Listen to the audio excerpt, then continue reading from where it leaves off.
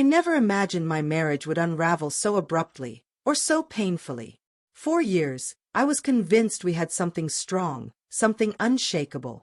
I placed my faith in her, gave her my heart, my future, even the most private corners of my soul. But all of that came crashing down one quiet evening when she dropped a confession I wasn't remotely prepared for. She told me she had been unfaithful. At first, I couldn't even process it. I stared at her, searching for some flicker of regret, some sign that it had been a slip, an error she longed to take back. But instead, what broke me even more than her betrayal was what came next. Calm as ever, she looked me straight in the eye and said, "You need to be more open-minded. Let me live how I want." Her words echoed in my mind for days like some twisted mantra I couldn't escape. How could she expect me to accept infidelity like it was normal? As if her betrayal was just another lifestyle choice I was supposed to support. The woman I once adored had turned into someone I didn't recognize, someone who demanded I tolerate being disrespected without question. I was shattered, emotionally gutted. I didn't know how to pick up the pieces. But as the shock began to fade, something else stirred within me. Maybe it was anger, or maybe just self-preservation kicking in. If she thought I'd simply stand by, loyal and passive, while she did whatever she pleased, then she never really knew me.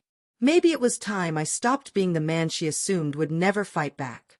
Maybe it was time to remind her, and myself, that I still had a voice and a choice. There was one person who kept creeping into my thoughts: Clara, her sister. We were never particularly close, mostly because Clara and my wife barely tolerated each other. Their relationship had been strained for years, filled with old wounds, resentment, and icy silence. They'd grown so distant, neither tried to hide their contempt anymore. I always felt like a bystander caught in their invisible war. Still, Clara had always been single, and deep down, I'd picked up on things, small glances, subtle shifts, that told me she hadn't completely ruled me out. And the truth: Clara was different. More sincere. More grounded. She didn't play games. What she said, she meant. We ended up on a family trip together, just the three of us, crammed into close quarters for several long, tense days. From the moment we arrived, the friction between the sisters was thick enough to choke on. Every word was clipped, every look laced with decades of bitterness. But around Clara, I felt oddly at ease. While my wife stayed cold and withdrawn, Clara was approachable, warm, and unexpectedly kind. One evening, after a full day exploring the city, my wife turned in early, claiming exhaustion. Clara and I stayed behind in the living room, the lights low, soft jazz murmuring from a speaker, and a bottle of wine between us. At first, we just chatted. Childhood stories. Family chaos. Her loneliness. My heartbreak.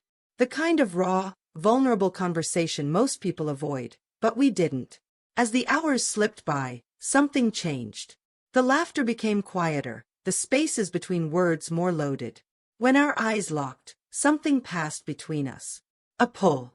A question. Something powerful and dangerous. I should have walked away. But I didn't. When I leaned in, she didn't stop me. That night, everything shifted. The spark between us erupted into something real, chaotic, intense, filled with guilt and need.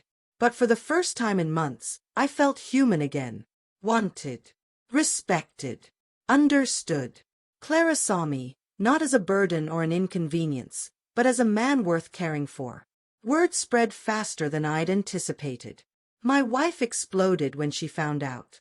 Her rage was volcanic, part fury, part disbelief, and something else too: jealousy. She couldn't fathom that I'd turned to Clara, the one person she'd tried so hard to keep beneath her. And suddenly, the balance of power between them shifted. Clara had won something my wife never expected to lose: me. Of course, being with Clara was complicated.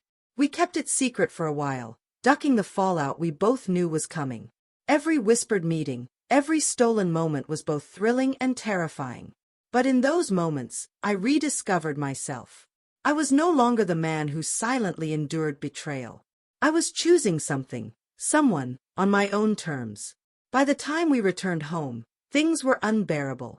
The sisters barely exchanged a word. The air was thick with tension, fractured loyalty, and unspoken grudges. But for me, it marked a beginning. Something raw. Something flawed. Something real. I won't pretend to have all the answers. I don't know if what I did was morally right. What I do know is this: when the person you love betrays you and demands that you accept it without resistance, the boldest thing you can do is refuse to stay silent. Dating Clara wasn't revenge, it was reclamation. And sometimes, the only way to take back your power is to break every rule they thought you'd follow.